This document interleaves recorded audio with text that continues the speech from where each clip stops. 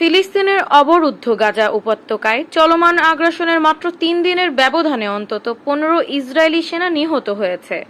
ফিলিস্তিনের প্রতিরোধ গোষ্ঠী হামাসের সামরিক শাখা আল কাসাম ব্রিগেডের ধারাবাহিক হামলায় এই সেনার প্রাণ হারান বলে জানিয়েছে আন্তর্জাতিক সংবাদ মাধ্যমগুলো।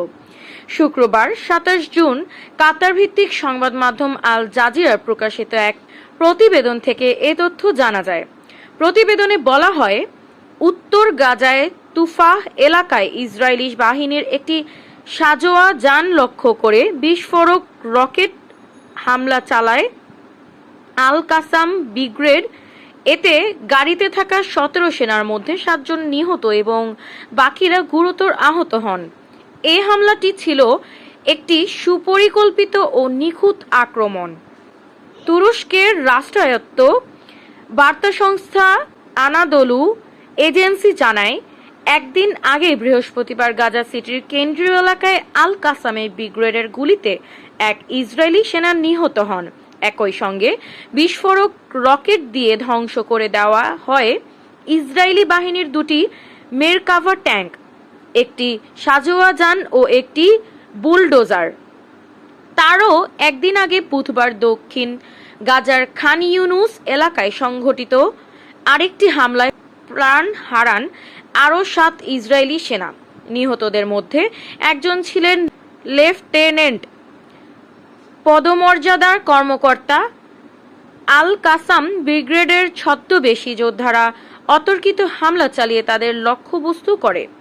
ব্রিটিশ বার্তা সংস্থা রয়টার্স জানিয়েছে, চলতি বছরের মার্চে গাজায় যুদ্ধবিরতি ভেঙে ইসরায়েলের নতুন অভিযান শুরুর পর এত অল্প সময়ের মধ্যে এতজন সেনা নিহত হওয়ার ঘটনা এবারই প্রথম। বিশেষজ্ঞদের মতে এটি ইসরায়েলি বাহিনীর জন্য এক গুরুতর ও কৌশলগত ধাক্কা। ২০২৩ সালের ৭ অক্টোবর হামাস যোদ্ধারা ইসরায়েলের দক্ষিণাঞ্চলের অতর্কিত হামলা চালিয়ে ১২০০ জনকে হত্যা করে এবং ২৫১ জনকে জিম্মি করে গাজায় নিয়ে যায়। এর প্রতিক্রিয়ায় ওই দিন থেকেই গাজায় ভয়াবহ সামরিক অভিযান শুরু করে ইসরায়েলি প্রতিরক্ষা বাহিনী আইডিএফ।